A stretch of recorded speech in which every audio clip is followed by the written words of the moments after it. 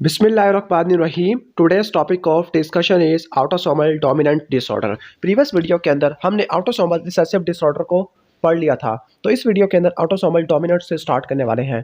तो आपने previous video को भी देख लेना, तो ये पार्ट 2 वीडियो है। तो ऑटोसोमल डोमिनेंट डिसऑर्डर के अंदर पेनिट्रेंस इनकम्प्लीट होती थी। किसको इन्वॉल्व करते थे? स्ट्रक्चरल प्रोटीन को या रिसेप्टर को। क्लासिकल एग्जांपल के अंदर मार्फन सिंड्रोम है, एहलर-डनलॉस सिंड्रोम है, ये आ जाती है। ठीक हो गया। और आपको मैंने ये भी बताया था कि जो सिस्टिक फिब्रोसिस होता है, ये जेनेटिक्स के 2 रूल्स को ब्रेक करता था, वो मैंने प्रीवियस वीडियो में बताया था, तो आप इनको देख लेना। स्टार्ट करते हैं ऑटोसोमल डोमिनेंट डिसऑर्डर। इसके अंदर क्लासिकल एग्जांपल है फैमिलियल हाइपरकोलेस्ट्रोलेमिया की और मार्फन सिंड्रोम की। Familial hypercholesterolaemia most common inherited disorder होता है। इसमें मसला एलडीएल रिसेप्टर के जीन के अंदर म्यूटेशन आ जाती है, जो कि क्रोमोसोम नंबर 19 के ऊपर पड़ा हुआ होता है। अब एलडीएल रिसेप्टर के जीन में म्यूटेशन आ जाती है, जिसकी वजह से एलडीएल बनेगा नहीं। जब एलडीएल रिसेप्टर होगा नहीं, तो एलडीएल कोलेस्ट्रॉल का लेवल प्लाज्मा में काफ़ी ज़्यादा हो जाएगा। जब एलडीएल कोलेस्ट्रॉल का लेवल ज़्यादा हो जाएगा, तो लॉस ऑफ फीडबैक इनहिबिशन होती है, किसकी? एचएमजी कोए रिडक्टेज की। फाइनली क्या होती है? एलडीएल की फैगोसाइटोसिस होती है बाय मैक्रोफेजेस। तो ये 3 काम होते हैं एलडीएल रिसेप्टर के जीन में म्यूटेशन की वजह से। अब जो म्यूटेशन होती है, वो 5 क्लास की होती है। इससे पहले आपको बताता जाऊँ, जो एचएमजी कोए रिडक्टेज होता है, ये कोलेस्ट्रॉल की सिंथेसिस का रेट लिमिटिंग एंजाइम होता है। नॉर्मली कोलेस्ट्रॉल एचएमजी कोए रिडक्टेज की एक्सप्रेशन को मिनिमाइज करता होता है, लेकिन जब एलडीएल रिसेप्टर डिफेक्टिव हो गया, तो कोलेस्ट्रॉल क्या होगा? कोलेस्ट्रॉल सेल के अंदर नहीं आ पाएगा। जब वो नहीं आ पाएगा, तो एचएमजी कोए रिडक्टेज को इनहिबिट नहीं कर सकेगा। अब जो एलडीएल रिसेप्टर के जीन में म्यूटेशन होती है, तो वो 5 टाइप की होती है। Class 1, class 2, class 3, class 4। Class 1 के अंदर एलडीएल रिसेप्टर की सिंथेसिस नहीं हो पाती। क्लास 2 के अंदर ट्रांसपोर्टर नहीं हो पाता। ठीक है, ट्रांसपोर्ट होके जो प्रोटीन होती है ना, वो एंडोप्लाज्म के रेटिकुलम से बनने के बाद गोल्जी के पास जाती है। टाइप 3 के अंदर रिसेप्टर की जो बाइंडिंग एफिनिटी है, वो डिफेक्टिव होती है। टाइप 4 के अंदर जो एलडीएल बाउंड होता है, उसकी इंटरनलाइजेशन नहीं हो पाती। और लास्ट है क्लास 5, इसमें एलडीएल रिसेप्टर की रिसाइकलिंग नहीं हो पाती। ओके, तो ये 5 टाइप की म्यूटेशंस होती है। सिंथेसिस है, ओके, फिर ट्रांसपोर्ट है, बाइंडिंग है, इंटरनलाइजेशन है और रिसाइकलिंग होती है। क्लिनिकल फीचर के अंदर सीरम कोलेस्ट्रॉल लेवल ज़्यादा होगा।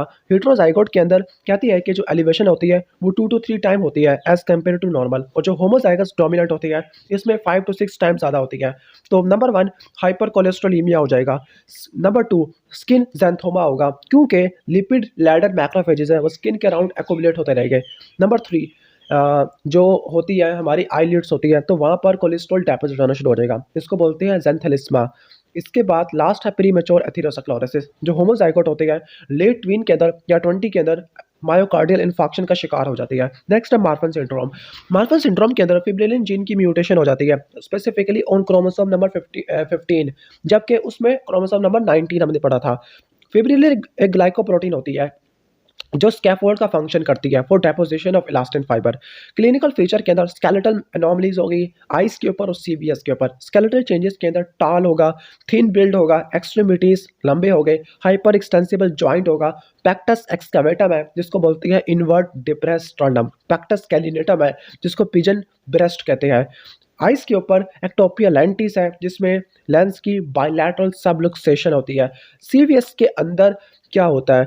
जो मीडिया होता है इलास्टिक आर्टरी का, उसकी सिस्टिक मीडियल डीजनरेशन होती है। इसके साथ इलास्टिक फाइबर और स्मूथ मसल का लॉस देखने को मिलेगा। फाइनली कॉम्प्लिकेशन के अंदर डाइसेक्टिंग अयोटिक एनोरिज्म है, जिसकी वजह से डेथ हो सकती है। अयोटिक रिंग की डायलेशन हो सकती है, जिसकी वजह से अयोटिक वाल इनसफिशिएंसी है और माइट्रल वाल प्रोलैप्स है। तो ये कॉम्प्लिकेशन होती है मार्फन सिंड्रोम की। इसके बाद है Ehlers Danlos syndrome. Ehlers Danlos syndrome inherited connective tissue disorders होते हैं, और ये एक नहीं होते बल्कि ये बहुत सारे होते हैं। इनके अंदर जो बात कॉमन है, वो ये है कि कोलेजन का स्ट्रक्चर या कोलेजन की सिंथेसिस वो डिफेक्टिव होती है।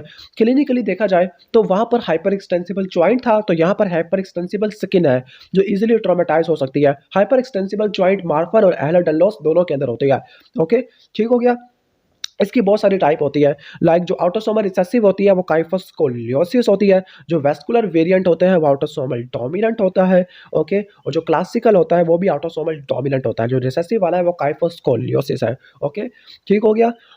जो वेस्कुलर वेरिएंट है, उसमें वैसल और बोवेल वाल के रप्चर हो जाएगा। क्लासिकल के अंदर टाइप 1 कोलेजन की डिफेक्ट हमें देखने को मिलता है। ओके, इन पेशेंट में जो लाइफ स्पैन है, वो नॉर्मल होता है। जो डिसऑर्डर होते हैं कोलेजन की बायोसिंथेसिस के, बायोसिंथेसिस के, तो एक तो एhlers-Danlos सिंड्रोम हो गया, इसके अलावा स्कर्वी है, ऑस्टियोजेनेसिस इम्परफेक्टा है, एलपॉर्ट सिंड्रोम है और मैनकीस डिजीज़ है। नेक्स्ट है न्यूरोफिब्रोमाटोसिस। इसकी डिफरेंट टाइप्स होती है। लाइक टाइप 1 है, उसको क्या बोलते हैं हम, वॉन रैकलिंग गॉसन डिजीज न्यूरोफिब्रोमाटोसिस, जो कि 90% केसेस में देखने को मिलती है। अब इसमें एक ट्यूमर सप्रेसर जीन है न्यूरोफिब्रोमाटोसिस, जो कि क्रोमोसोम नंबर 17, पहले आपने 19 पढ़ा, फिर 15 पढ़ा, अब 17, यानी दो दो का फासला हो रहा है। ओके, जो इसकी नॉर्मल जीन प्रोडक्ट होती है न्यूरोफिब्रोमाटोसिस जीन की, वो होती है न्यूरोफिब्रिमिन, जो कि ट्यूमर सप्रेसर जीन है। P21 रास ओन्कोप्रोटीन को इनहिबिट कर देती है, लेकिन अफेक्टेड इंडिविजुअल के अंदर न्यूरोफाइब्रोमा हो जाएगा। ओके, और पेरिफेरल नर्व का बिनाइन ट्यूमर होता है। इसके अलावा बाकी जो चीज़ें हैं वो आप ना पढ़ना, इतने ज़्यादा इंपॉर्टेंट नहीं है। ओके, जो टाइप 2 है उसको बायलैटरल एकॉस्टिक बोलते हैं। इसमें NF2 की ट्यूमर सप्रेसर जीन होती है, उसकी म्यूटेशन होती है, जबकि इसमें NF1 वाला। ओके, इसके बाद वॉन हिपल लिंडो डिजीज़ है, इसके अंदर भी ट्यूमर सप्रेसर जीन की म्यूटेशन होती है, VHL ऑन क्रोमोसोम नंबर 3, या सिर्फ इनके नाम याद रख लो, इनकी डिटेल में नहीं जाते। नेक्स्ट है एक्स लिंक्ड रिसेसिव, सबसे ज़्यादा इंपॉर्टेंट है। एक्स लिंक्ड रिसेसिव डिसऑर्डर के अंदर जो मेल्स होते हैं वो ज़्यादा अफेक्टेड होते हैं एज कम्पेयर टू फीमेल, क्योंकि मेल्स के पास एक एक्स क्रोमोसोम है, फीमेल के पास दो होते हैं।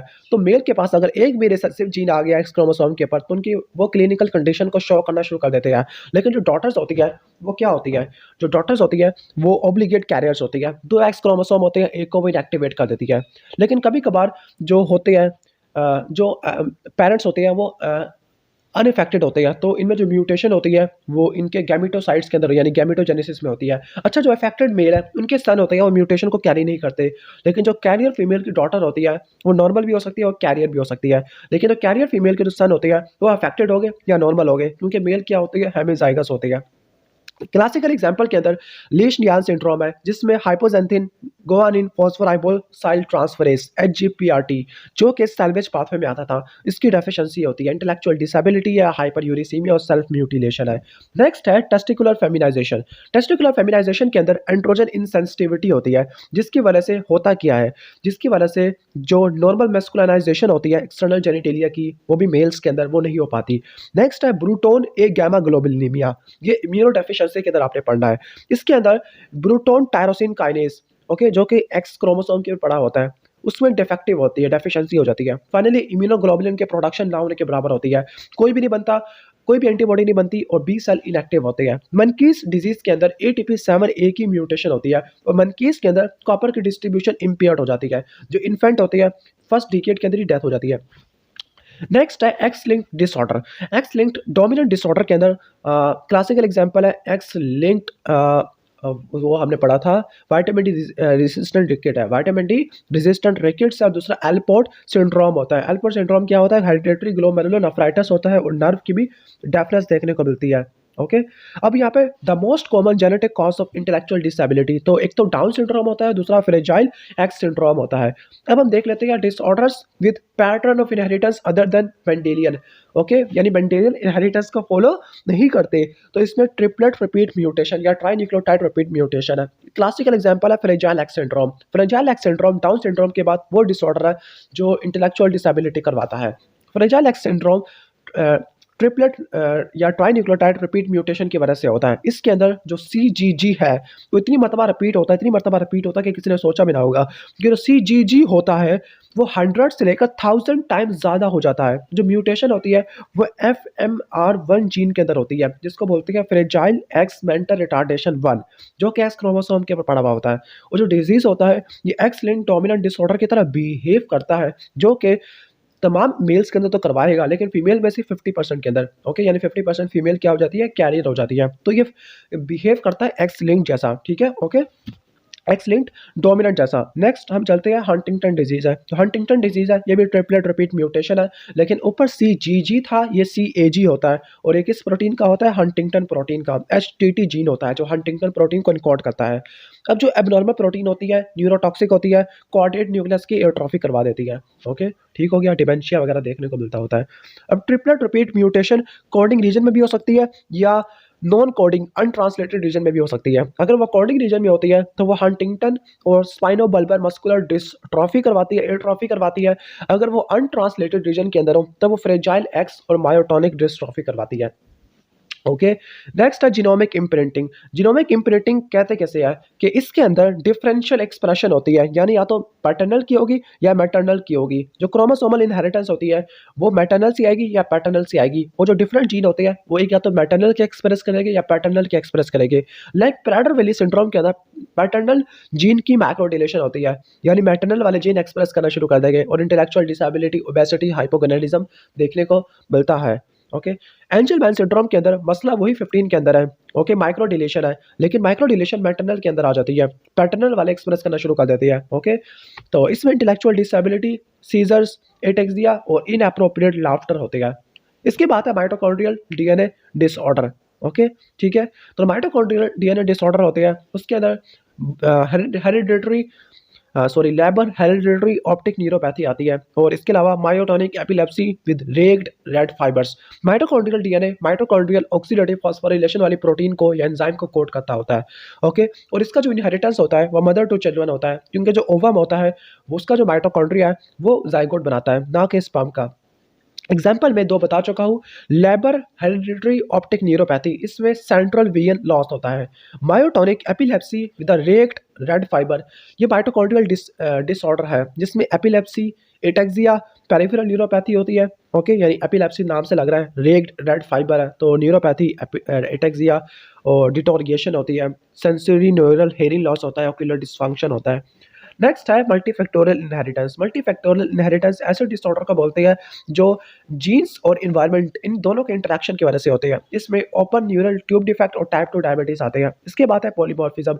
पॉलीमॉर्फिज्म जीन्स के वेरिएंट होते हैं। ओके, और कुछ ऐसे जीन्स होते हैं जिनकी पॉलीजेनिक इनहेरिटेंस होती है। ओके, सॉरी, कुछ ऐसे डिजीजेस होते हैं जिनकी पॉलीजेनिक इनहेरिटेंस होती है, तो वो मल्टीपल पॉलीमॉर्फिज्म की वजह से रिजल्ट होते हैं। इसके बाद है disorder of sexual development. I think इसको मैं प्रीवियस वीडियो में एक्सप्लेन कर चुका था, तो आप उस वीडियो को देख लेना, ठीक है। तो यहाँ पे हमारा ख़त्म हो जाता है। ओके, अगर आपको वीडियो अच्छी लगी है तो वीडियो को लाइक कर दिया करो, और चैनल पे नहीं हो तो सब्सक्राइब भी कर दिया करो। मिलते हैं नेक्स्ट वीडियो में, तब तक के लिए अल्लाह हाफिज़। और प्लीज़ सब्सक्राइब ज़रूर करके जाना, क्योंकि 50% ऑडियंस चैनल को तो देखती है लेकिन सब्सक्राइब नहीं करती। तो मिलते हैं नेक्स्ट वीडियो में, तब तक के लिए अल्लाह हाफिज़।